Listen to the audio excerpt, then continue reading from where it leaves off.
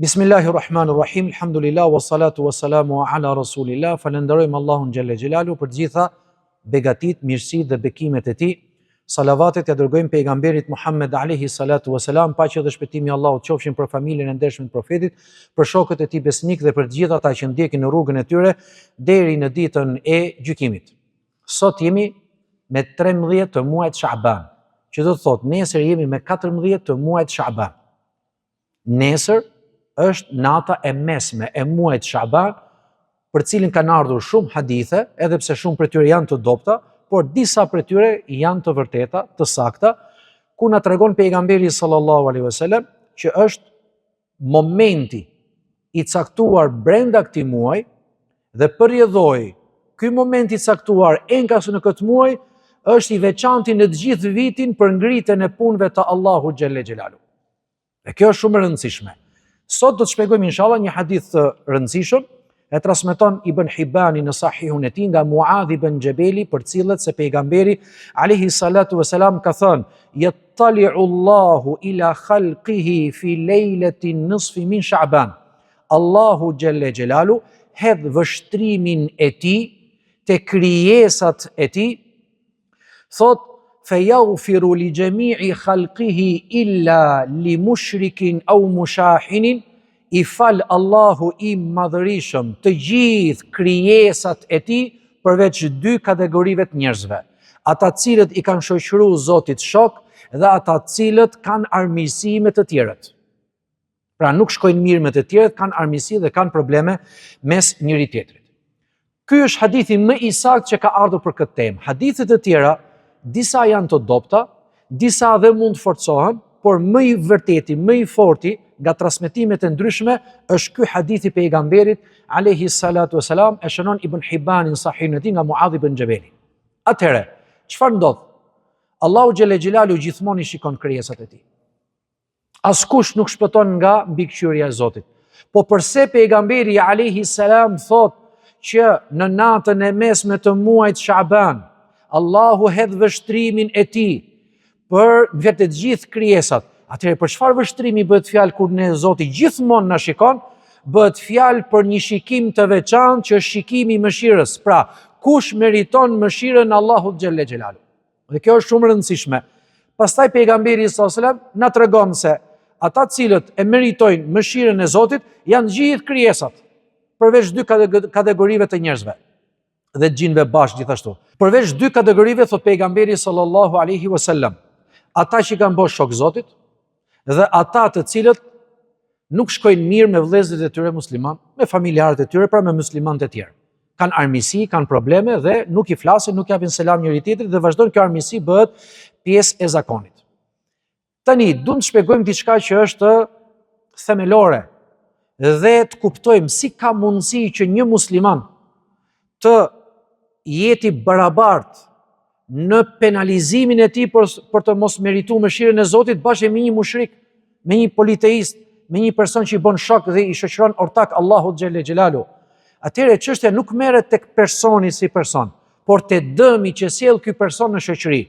Një politeist, një person që i ka shoqëruar Zotit shok, çfarë dëmi dhe çfarë zullumi dhe çfarë fesadi bën ky në shoqëri? Sa më shumë të shtohen ata njerëz të cilët largohen nga Zoti, duke luftuar fenë e Zotit, duke luftuar në kohën e profetëve, profetët e Zotit, duke luftuar muslimanët, duke luftuar të drejtën, duke luftuar të vërtetën, ai sjell probleme, ai sjell çrregullime, ai sjell fesad në shturë dhe prishje në shoqëri. Tani, po ky tjetri çfarë bën? Ky qen ka musliman, por nuk shkon mirë me muslimanin tjetër. Shumë i qartë. Nëpërmjet mushrikut, Islami jo se do psohet, po do shpenzoj më shumë energji për problemet që do sjelli. Të njëjtat shpenzim energjie do t'i sjelli Islami dhe një musliman që nuk punon për hir të Zotit, nuk punon për fenë e tij, por punon për veten e tij se si t'i hakarret vëllaut të tij. Dhe përfundimi çfarë është? Sa më shumë të shkojmë keq me njëri tjetrin, sa më shumë të largohemi nga njëri tjetri, sa më shumë të zgjatet ajo koha që ne nuk i japim selam njëri tjetrit. Ne nuk bashkëpunojmë me njëri tjetrin, nuk duam të jetojmë me njëri tjetrin, aq më shumë do të përçahemi. Sa më shumë të përçahemi, aq më shumë do të bëj fuqia. Sa më pak fuqi të kesh, aq më shumë energji do të shpenzosh që të bësh një vepër të mirë në frymë kolegjiale, pra në frymë bashkësie me vëllezërit e tjerë, domethënë të Islamit. Përfundimi çfarë është? Përfundimi është që Allahu do adhurohet më pak. Allahu do adhurohet më pak. Njerëzit do e frekuentojnë xhamin më pak. Do kenë urrejtje me njëri tjetrin më shumë. Bekimi i Zotit do të largohet më shumë. Dhe përrjedhoj, ja ku jemi atëherë, për çfarë të duhet mëshira e Zotit? Dhe pse duhet meritosh ti mëshirën e Allahut? Që ta ngarkosh fen më shumë, ti ngarkosh muslimanët më shumë, të sjellësh probleme më shumë, të sjellësh rregullime më shumë, të sjellësh ngatërresa më shumë, dhe në fund fare me gjithse ne duam të fitojmë mëshirën e Allahut xhelle xhelalu. Kjo pra është ajo pika kulminante që Allahu i Madhërisëm hedh vështrimin e tij, vështrimin e mëshirës, pra kush meriton mëshirën, në natën e mesme të muajit Shaban, në mënyrë që të dëshmohet, melekët e dëshmojnë se ata me urdhën e Zotit i njohin njerëzit, kush prej tyre meriton mëshirën dhe kush prej tyre nuk e meriton. Dhe Allahu xhelle xhelalu e bën të qartë këtë, ja bën të qartë melekëve, sepse ata janë regjistruesit, ja bën të qartë engjëve, sepse ata e din botën njerëzore me mënyra që Zoti i ka mësuar se si të na diktojnë ne në zemrën tonë, në mendimet tona, në ndjenjat tona, kundër njëri tjetrit apo jo.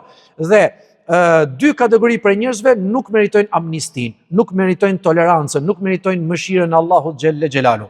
Ata që i shoqërojnë Zotit shok dhe ata të cilët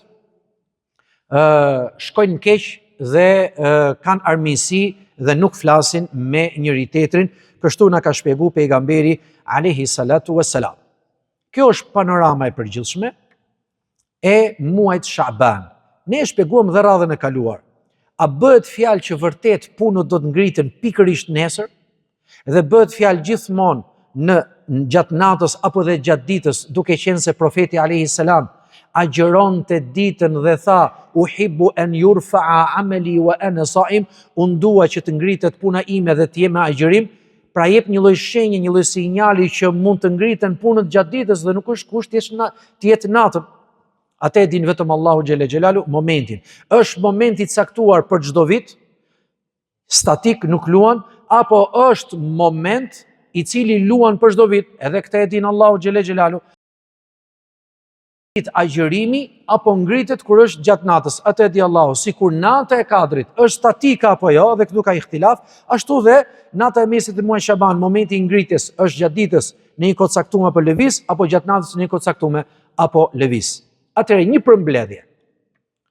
Kemi punët e ditës ngriten te Allahu xhelle xhelalu pa ardhur nata dhe puna e natës ngriten pa ardhur dita. Kjo është ngritja e punëve ditore. Kemi paraqitjen e punëve që na ka ardhur në hadith sakt pejgamberi sallallahu alajhi wasallam transmeton Muslimin sahihun e tij, ku çdo ditë hëne dhe çdo ditë enjte paraqiten punët e Allahut i Madhërisëm dhe Zoti pranon atë që është meriton pranimin, pra që është e sinqert apo e saktë.